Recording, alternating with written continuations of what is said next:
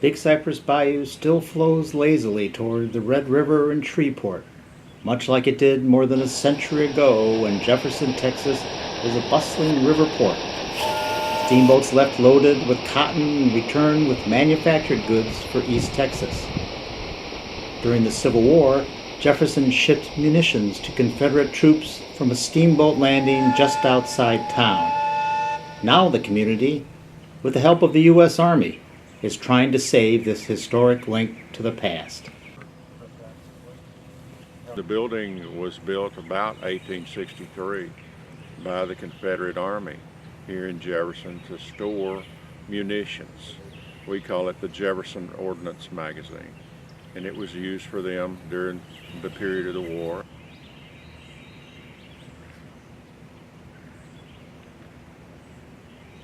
When the occupation occurred after the war, it was used by federal troops.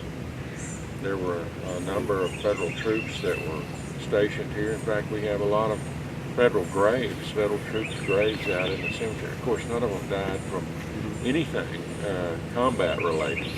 We have one Congressional Medal of Honor winner that's buried out there. It's a Union troop, yes.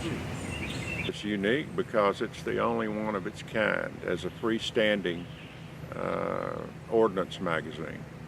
There were others that were attached to other facilities, but this one was a freestanding all by itself right here on the bank of this river. So it's unique in that it's the only one that exists here, and perhaps even in this part of the country, not just Texas. The Historic Jefferson Foundation is going to be responsible for a cash contribution to this project equal to 35% of the total cost of the project. That could be several $100,000. This building is threatened, as you can see, by erosion from the river, and we only have about 12 feet of river left on our land between the building and the river, and we want to save it from falling into the river. Ultimately, there will be a catastrophic failure of this land here, and we could lose it.